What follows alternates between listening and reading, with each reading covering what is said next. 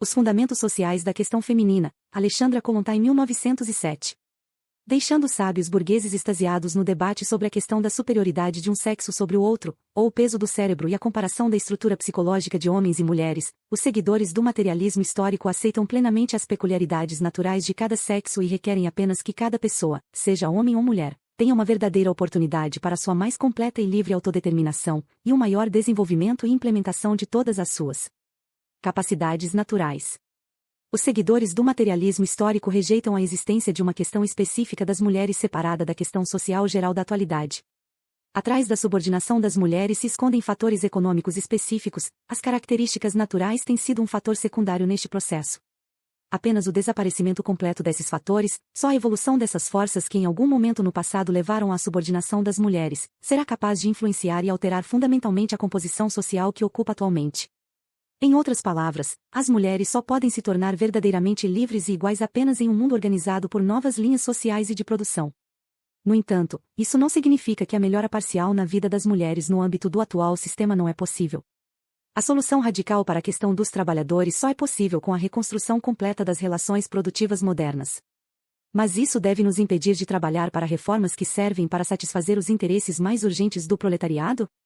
Pelo contrário, cada nova meta da classe operária representa um passo que conduz a humanidade para o reino da liberdade e da igualdade social. Todo o direito que as mulheres ganham traz-lhe mais perto do objetivo conjunto de emancipação total. A social-democracia foi a primeira a incluir no seu programa a demanda por igualdade de direitos das mulheres com os homens. O partido sempre exigiu em todos os lugares, nos seus discursos e na imprensa, a retirada de restrições que afetam as mulheres, e foi apenas a influência de tal partido que forçou outros partidos e governos a realizar reformas para mulheres. E na Rússia, este partido não é apenas o defensor das mulheres em relação à sua posição teórica, mas sempre e em toda parte adere ao princípio da igualdade entre mulheres. O que impede as nossas defensoras dos direitos iguais, neste caso, aceitar o apoio deste partido forte e experiente? O fato é que por mais radicais que as igualitárias possam ser, elas ainda permanecem fiéis à sua própria classe burguesa. No momento, a liberdade política é um pré-requisito essencial para o crescimento e o poder da burguesia russa. Sem ela, verifica-se que todo o seu bem-estar econômico foi construído sobre a areia. A demanda por igualdade política é uma necessidade para as mulheres decorrente da própria vida.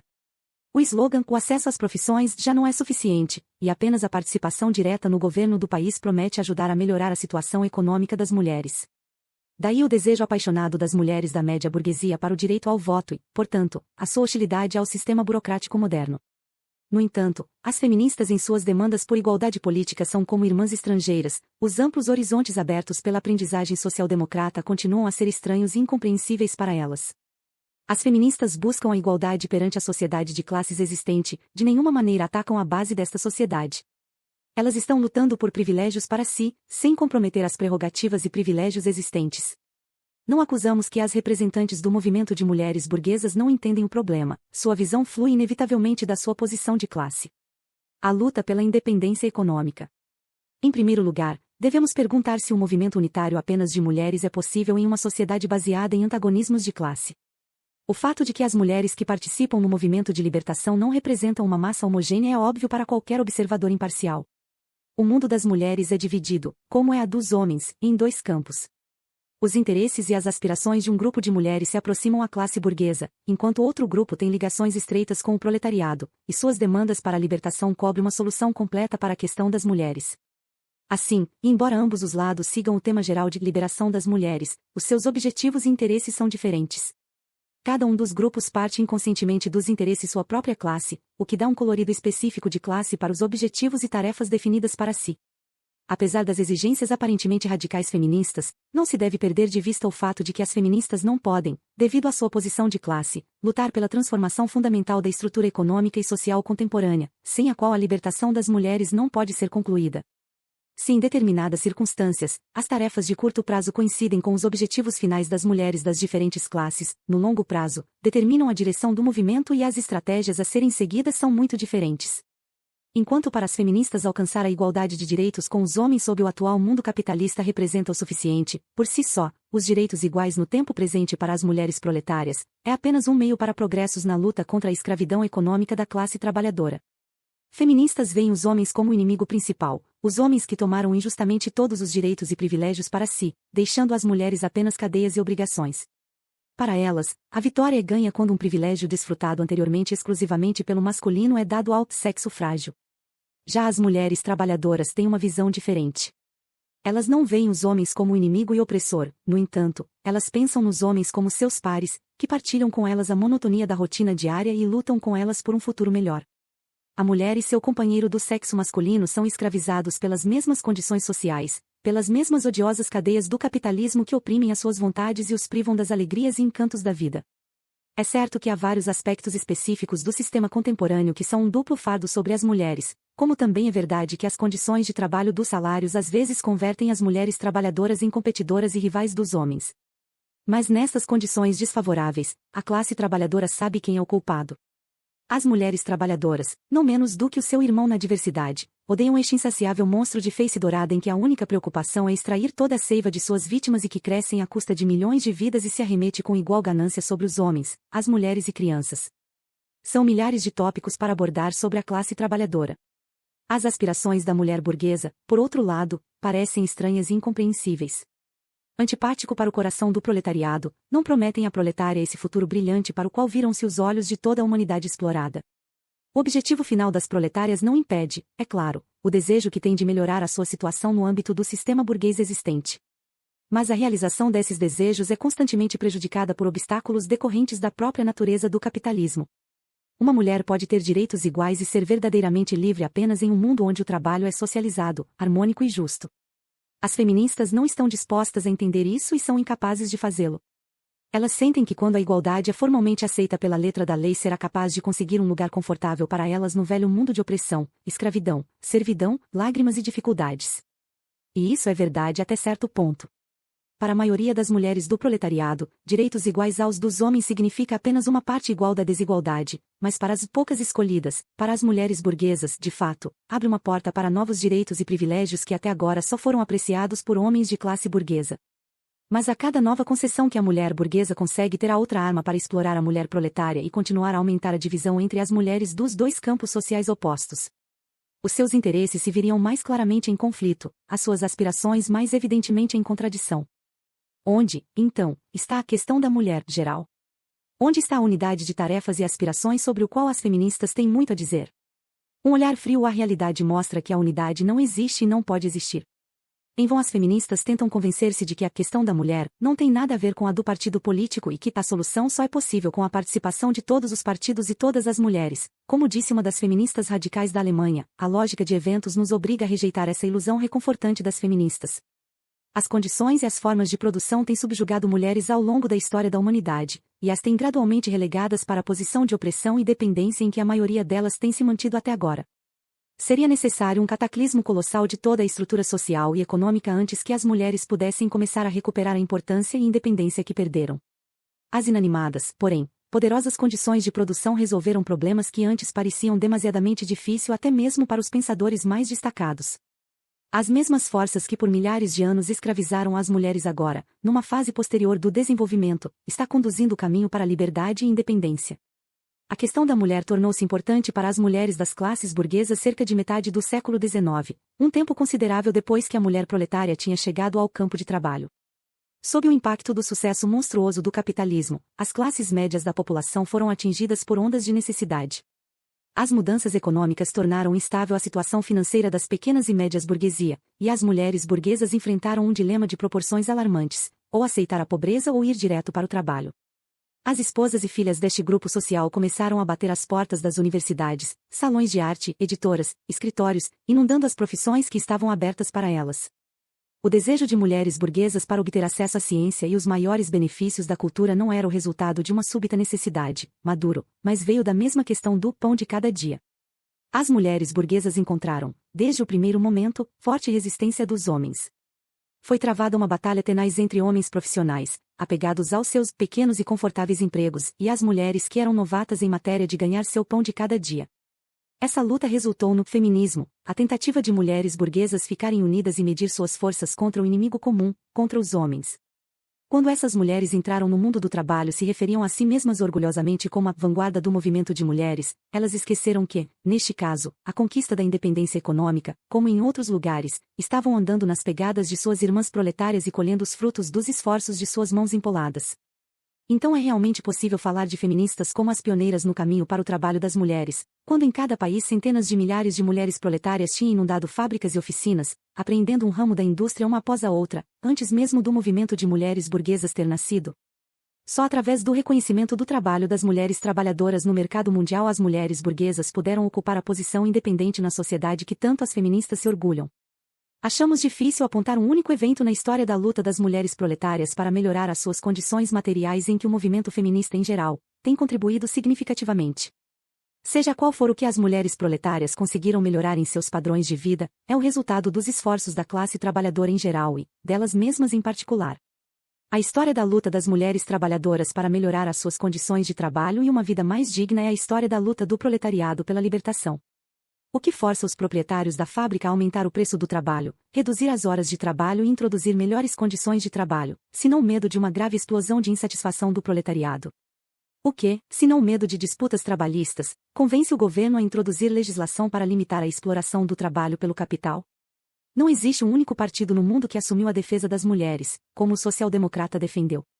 A mulher trabalhadora é antes de tudo um membro da classe trabalhadora, e quanto mais satisfatória seja a posição e do bem-estar geral de cada membro da família proletária será o maior benefício a longo prazo para o conjunto da classe operária.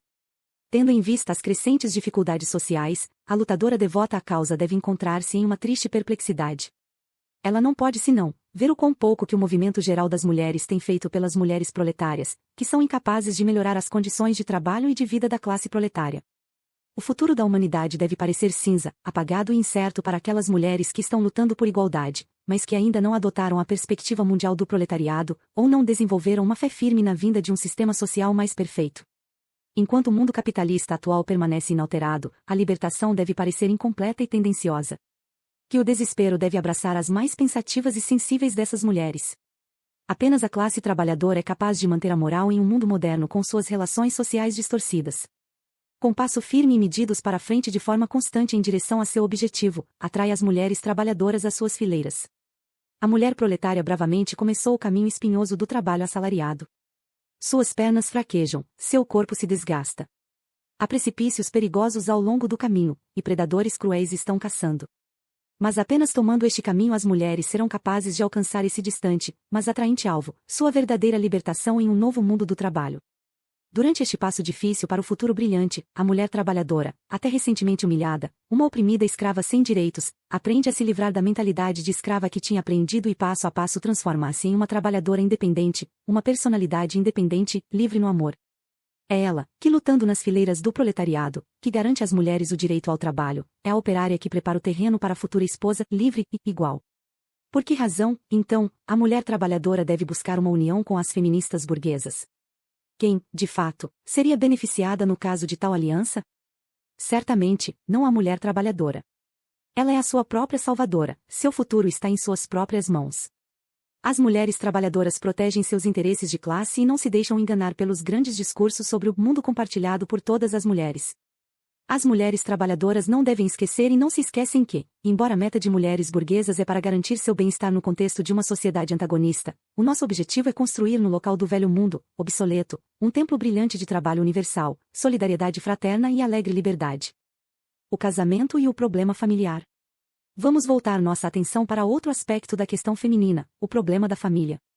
É bem conhecida a importância para a real emancipação da mulher resolver este problema complexo. A aspiração das mulheres à igualdade de direitos não pode ser plenamente satisfeita apenas pela luta por emancipação política, a obtenção de um doutoramento ou outras qualificações acadêmicas, ou um salário igual ao mesmo posto de trabalho. Para se tornar verdadeiramente livre, a mulher deve desatar as correntes que o joga sobre a forma atual, antiquada e opressiva da família. Para as mulheres, a solução para o problema familiar não é menos importante do que a conquista da igualdade política e o estabelecimento da independência econômica completa. As formas atuais, estabelecidas pela lei e costume, da estrutura familiar faz com que a mulher esteja oprimida não só como pessoa, mas também como uma esposa e mãe. Na maioria dos países civilizados, o Código Civil coloca as mulheres em situação de maior ou menor dependência dos homens, e dá ao marido e ao direito de dispor dos bens de sua esposa e reinar sobre sua moral e fisicamente. E onde acaba a escravatura familiar oficial, legalizada, começa a opinião pública para exercer os seus direitos sobre as mulheres. Esta opinião pública é criada e mantida pela burguesia, a fim de proteger a instituição sagrada da propriedade. Ele serve para reafirmar uma hipócrita, dupla moral. A sociedade burguesa aprisiona as mulheres em uma situação financeira intolerável, pagando um salário ridículo pelo seu trabalho. A mulher está privada do direito de um cidadão de levantar a voz para defender seus interesses pisoteados, e tem a grande bondade de oferecer esta alternativa, ou o jugo conjugal ou a prostituição, que abertamente é desprezada e condenada, mas secretamente, apoiada e sustentada.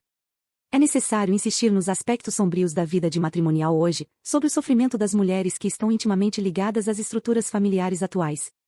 Há muito o que há dito sobre este assunto. A literatura está cheia de caixas pretas que pintam a nossa desordem familiar e matrimonial. Neste campo, quantas tragédias psicológicas, quantas vidas mutiladas, quantas existências envenenadas. Por enquanto, só importa ressaltar que a atual estrutura familiar oprime as mulheres de todas as classes e condições sociais. Costumes e tradições perseguem a mãe solteira da mesma forma, seja qual for o setor da população a que pertence, as leis colocam sob a tutela do marido tanto a mulher burguesa, como a proletária e a camponesa. Descobrimos, finalmente, um aspecto da questão feminina sobre o qual as mulheres de todas as classes podem participar? Elas não podem lutar juntas contra as condições que as oprimem? Será que o sofrimento comum, a dor comum apaga o abismo do antagonismo de classe e cria uma comunidade de aspirações e tarefas para as mulheres de diferentes planos? É viável, com os desejos e objetivos, uma colaboração das burguesas e proletárias? Afinal, as feministas lutam simultaneamente para alcançar formas mais livres do casamento e do direito à maternidade, levantam suas vozes em defesa da prostituta, a que todos assediam. Observe como literatura feminista é rica em buscar novos estilos de união do homem e da mulher e dos esforços corajosos para a igualdade moral entre os sexos. Não é verdade que, enquanto no campo da liberalização econômica as burguesas se situam na retaguarda do exército das milhões de proletárias, que abrem o caminho para a nova mulher, na luta para resolver os problemas familiares os reconhecimentos são das feministas? Aqui na Rússia, mulheres de meia burguesia, ou seja, esse exército de mulheres que, possuindo uma situação independente, de repente se encontraram na década de 1860, lançadas no mercado de trabalho, resolveram na prática, individualmente, muitos aspectos embaraçosos da questão do casamento, pulando corajosamente acima do casamento religioso tradicional e substituindo a forma consolidada da família para união fácil de quebrar, o que corresponde melhor com as necessidades da camada intelectual em movimento, da população. Mas, soluções individuais, subjetivas, desta questão não mudam a situação e nem abrandam o triste panorama geral da vida familiar. Se alguma força está destruindo a forma atual da família, não é o esforço mais ou menos fortes de indivíduos separadamente, mas as forças inanimadas e poderosas da produção, que estão intransigentemente construindo a vida em novas bases. A luta heroica de jovens mulheres solteiras do mundo burguês, que desafiam e demandam da sociedade o direito de pousar o amor, sem ordens ou correntes, deve servir como um exemplo para todas as mulheres definhando sob o peso das cadeias familiares. É o que pregam as feministas estrangeiras mais emancipadas e também as nossas modernas defensoras da igualdade aqui. Em outras palavras, segundo o espírito que anima as feministas, a questão do casamento será resolvida independentemente das condições ambientais, independentemente de uma mudança na estrutura econômica da sociedade, simplesmente graças aos esforços heróicos individuais e isolados. Simplesmente basta que as mulheres desafiem, e o problema do casamento vai cair por sua própria inércia. Mas as mulheres menos heroicas abanam a cabeça em dúvida. Está tudo muito bem para as heroínas dos romances em que um autor previdencia uma renda confortável, bem como amigos abnegados e um charme extraordinário. Mas o que podem fazer aquelas sem salário suficiente, amigos, ou qualquer recurso extraordinário? E, quanto à questão da maternidade, para as mulheres sedentas de liberdade? E o amor livre é possível, viável, não como um isolado e excepcional, mas como um evento normal na estrutura econômica da sociedade de hoje, isto é, como norma vigente e reconhecido por todos? Pode ser ignorado o elemento que determina a forma atual do casamento e da família, da propriedade privada? Pode, neste mundo individualista, inteiramente abolir a regulamentação do casamento sem que padeçam os interesses das mulheres? Pode-se abolir a única garantia que tem que nem todo o peso da maternidade recaia sobre ela? No caso de dar efeito a essa supressão, não aconteceria à mulher o que aconteceu com os trabalhadores? A remoção dos obstáculos causados pelos regulamentos corporativos, sem que novas obrigações fossem instituídos para os empregadores, deixou os trabalhadores à mercê do poder capitalista descontrolado e o slogan sedutor de Associação Livre de Capital e Trabalho se transformou para uma forma descarada da exploração do trabalho nas mãos do capital. O amor livre sistematicamente introduzido na sociedade de classes atual, em vez de libertar as mulheres das dificuldades da vida familiar, não lastrará provavelmente como um novo encargo, a tarefa de cuidar sozinha e sem ajuda os seus filhos? Apenas uma série de reformas radicais no âmbito das relações sociais, reformas através das quais as obrigações familiares recaiam sobre a sociedade e o Estado, criaria uma situação favorável para que o princípio do amor livre pudesse, em certa medida, ser realizado. Mas, podemos contar seriamente com isso no Estado classista atual. Por mais democrático que seja, está disposto a assumir todas as obrigações relativas às mães e à geração mais jovem, ou seja, aquelas obrigações em relação ao momento de família como célula individualista? Apenas uma transformação radical das relações produtivas pode criar as condições sociais necessárias para proteger as mulheres contra os aspectos negativos decorrentes da fórmula elástica do amor livre. Realmente não vemos que confusões e que desordens dos costumes sexuais estão escondidos, nas atuais circunstâncias, muitas vezes em tal fórmula. Observe todos estes senhores, empresários e gerentes das sociedades industriais. Muitas vezes não se aproveitam, ao seu modo, do amor livre, forçando as trabalhadoras, empregadas domésticas a se submeterem a seus caprichos sexuais, sob a ameaça de demissão?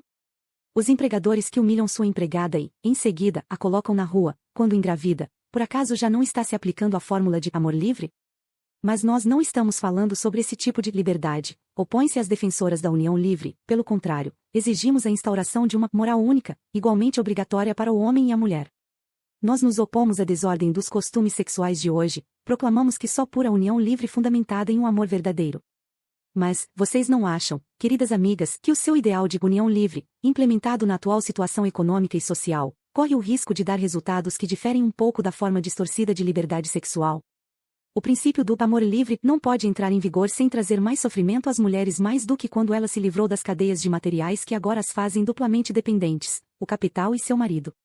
O acesso das mulheres a um trabalho independente e autonomia econômica fez surgir uma certa possibilidade de amor livre, especialmente para as intelectuais que exercem as profissões que são melhor remuneradas. Mas a dependência das mulheres com relação ao capital ainda segue, e ainda se agrava à medida que cresce o número de mulheres proletárias empurradas para vender sua força de trabalho. O slogan do amor livre pode melhorar a situação dessas mulheres que ganham apenas o mínimo para não morrer de fome? Além disso, o amor livre não é tão amplamente praticado na classe trabalhadora, na medida em que mais de uma vez a burguesia fez soar o alarme e denunciou a depravação e imoralidade do proletariado? Cabe notar que, quando as feministas falam com entusiasmo sobre as novas formas de união extraconjugal para as burguesas emancipadas, dá-lhes o belo nome de amor livre. Mas quando se trata da classe trabalhadora, as mesmas uniões extraconjugais são vituperadas com o termo depreciativo de relações sexuais desordenadas. É bastante significativo. No entanto, para a proletária, dadas as condições atuais, as consequências da vida em conjunto, seja ela de origem livre ou consagrado pela Igreja, permanecem igualmente dolorosas. Para a esposa e a mãe proletária, a chave para o problema conjugal e da família não está em suas formas externas, rituais ou civis, mas em condições econômicas e sociais que determinam estas relações familiares complexas que deve enfrentar a mulher da classe trabalhadora. Claro, também é importante saber se o seu marido pode dispor dos salários que ela ganhou, se o marido tem o direito de forçá-la a viver com ele mesmo contra sua vontade, se ele pode remover as crianças pela força, etc. Mas não são esses parágrafos do Código Civil que determinam a situação real das mulheres na família, e não serão resolvidos neles o difícil problema familiar. Seja a união legalizada perante um notário, consagrada pela Igreja ou com base no princípio do consentimento, a questão do casamento iria perder a sua relevância para a maioria das mulheres se, e somente se, tal sociedade se livrar das mesquinhas preocupações de casa, hoje inevitável neste sistema de famílias individuais e dispersas. Ou seja, se a sociedade assumir o cuidado das gerações mais jovens, se for capaz de proteger a maternidade e dar a cada criança uma mãe, pelo menos durante os primeiros meses. As feministas estão lutando contra um fetiche, o casamento legalizado e consagrado pela Igreja. As mulheres proletárias, por outro lado, lutam contra as causas que levaram à atual forma de matrimônio e da família, e quando elas se esforçam para mudar essas condições de vida, sabem que também estão contribuindo para a reforma das relações entre os sexos. É aí que reside a principal diferença entre a abordagem da burguesia e do proletariado para resolver o complexo problema da família. Ingenuamente acreditando na possibilidade de criação de novas formas de relações conjugais e familiares sobre o pano de fundo sombrio da sociedade de classes contemporânea, as feministas e os reformadores sociais pertencentes à burguesia buscam dolorosamente essas novas formas. E já que a vida, por si própria, ainda não as criou, eles precisam inventar a todo custo. Deveriam ser, na sua opinião, as formas modernas das relações sexuais que são capazes de resolver o complexo problema da família sob o sistema social vigente. E os ideólogos do mundo burguês, jornalistas, escritores e mulheres proeminentes que lutam pela emancipação, propõem, cada um do seu lado, a sua panaceia familiar, sua nova fórmula do casamento. Como são utópicas estas fórmulas de casamento? Quão débeis estes paliativos, quando considerados à luz da realidade dolorosa da nossa estrutura familiar moderna. A união livre, o amor livre. Para essas fórmulas possam ser efetuadas, é necessário proceder uma reforma radical de todas as relações sociais entre as pessoas. Além disso, é necessário que regras de moralidade sexual, e com elas toda a psicologia humana, sofram uma profunda evolução, uma evolução fundamental. Será que a psicologia humana atual está realmente disposta a aceitar o princípio do amor livre? E os ciúmes, que consomem as melhores almas humanas? E esse sentimento, tão profundamente enraizado, os direitos de propriedade não só no corpo, mas também a alma do companheiro? E a incapacidade de inclinar-se com simpatia frente a uma manifestação da individualidade da outra pessoa, o habitual costume de dominar o ser amado ou ser seu escravo? E esse sentimento amargo, mortalmente amargo, abandono e infinita solidão que se apodera de nós, quando o ser amado já não nos ama e nos deixa? Onde pode encontrar confortar a pessoa solitária? A coletividade, na melhor das hipóteses, é bom objetivo para qual dirigir as forças morais e intelectuais. Mas as pessoas de hoje são capazes de comungar com essa coletividade, a ponto de sentir a influência da interação entre si? Será que a vida coletiva pode por si só substituir a pequena alegria pessoal do indivíduo? Sem uma alma que está perto, uma única alma gêmea, até mesmo um socialista, mesmo um coletivista está infinitamente sozinho em nosso mundo hostil, e só na classe trabalhadora podemos vislumbrar o brilho pálido anunciando novos relacionamentos, mais harmoniosos e espírito mais social entre as pessoas. O problema da família é tão complexo, confuso e múltiplo como a própria vida, e não será nosso sistema social que permitirá resolvê-lo. Outras fórmulas de casamento têm sido propostas. Várias mulheres progressistas e pensadores sociais consideram a união do casamento apenas como um método de produzir prole. O casamento em si, eles argumentam, não tem nenhum valor especial para as mulheres, a maternidade é a sua finalidade, seu objetivo sagrado, a sua missão na vida. Graças a tais defensoras inspiradas como Ruth Bray e Ellen Key, o ideal burguês reconhece a mulher como fêmea, e não como uma pessoa que adquiriu uma aura especial do progressismo. A literatura estrangeira aceitou entusiasticamente o lema proposto por estas mulheres modernas. E mesmo aqui, na Rússia, no período antes da tempestade política, 1905, período antes que os valores sociais foram revistos, a questão da maternidade tinha atraído a atenção da imprensa diária. O slogan "O direito à maternidade" não pode ajudar a produzir uma resposta animada nos círculos mais amplos da população feminina. Assim, apesar do fato de que todas as propostas para as feministas, neste contexto, foram de natureza utópica, o problema era muito importante e atual para não atrair as mulheres. O direito à maternidade é o tipo de problema que afeta não só as mulheres da classe burguesa, mas também em um ainda maior grau, as mulheres proletárias. O direito a ser mãe, estas são palavras bonitas que vão diretamente para o coração de qualquer mulher, e que faz o coração bater mais rápido. O direito de alimentar ao próprio filho com seu leite, e assistir os primeiros sinais de despertar da sua consciência, o direito de cuidar de seu corpo minúsculo e proteger a sua alma delicada dos espinhos e dos sofrimentos dos primeiros passos de vida, que mãe não iria apoiar estas alegações? Parece que, novamente, nos deparamos com um problema que poderia servir como um momento de unidade entre mulheres de diferentes estratos sociais. Pode parecer que temos finalmente a ponte entre as mulheres dos dois mundos hostis. Vamos dar uma olhada mais de perto para descobrir o que as mulheres burguesas progressistas entendem como o direito à maternidade. Então, podemos ver se a mulher proletária, de fato, pode concordar com as soluções para o problema da maternidade fornecidas pelas igualitárias burguesas. Aos olhos de suas entusiastas apologistas, a maternidade tem um caráter quase sagrado. Lutando para quebrar os falsos preconceitos que marcam uma mulher por se engajar em uma atividade natural, ao dar à luz a um filho, porque a atividade não tem sido santificada por lei, as lutadoras, pelo direito à maternidade, lutam em outra direção. Para elas, a maternidade tornou-se o objetivo da vida de uma mulher. A devoção de Ellen Key para as obrigações da maternidade e da família lhe obriga a oferecer uma garantia de que a unidade familiar isolada continuará a existir mesmo em uma sociedade transformada em termos socialistas. A única mudança, como ela o vê, é que todos os elementos acessórios que envolvem uma vantagem ou benefício material será excluído da união matrimonial, que será realizada de acordo com as inclinações mútuas, sem cerimônias ou formalidades. Amor e casamento serão verdadeiramente equivalentes. No entanto, a unidade familiar isolada é o resultado do moderno mundo individualista, com a sua luta pela sobrevivência, a pressão, a solidão. A família é um produto do monstruoso sistema capitalista. E que espera que chegue a família-sociedade na socialista. Sangue e os laços de parentesco agora servem, muitas vezes, é verdade, como único apoio da vida, como único porto seguro em tempos de dificuldades e infelicidade. Mas vai ser moral ou socialmente necessário no futuro? Que não responde a esta pergunta. Ela tem muito em consideração a família ideal, esta unidade egoísta da pequena burguesia que os devotos de estrutura burguesa da sociedade olham com tanta admiração. Mas a talentosa e mais imprevisível Ellen Key não é a única que perde o norte em contradições sociais. Não há provavelmente nenhuma outra questão, como casamento e família, sobre o qual há tão pouco acordo entre os socialistas. Se organizássemos uma pesquisa entre os socialistas, o resultado provavelmente seria muito curioso. Será que a família é um peso? Ou há razões para acreditar que os problemas familiares hoje são apenas uma crise passageira? Será que a forma atual da família na sociedade do futuro se conservaria, ou será enterrada junto com o sistema capitalista moderno? Estas são perguntas que bem podem obter respostas bastante diferentes. Com a passagem da função educativa da família para a sociedade irá desaparecer os últimos laços que mantêm unida a célula familiar. A família burguesa começará a desintegrar-se ainda mais rápido e na atmosfera de mudança, veremos desenhar-se com nitidez as silhuetas ainda indefinidas de relações conjugais futuras. Que silhuetas confusas são essas, que ainda estão imersos nas brumas das influências atuais? É necessário repetir que a forma opressiva atual do matrimônio dará espaço do casamento para a união livre de indivíduos que se amam?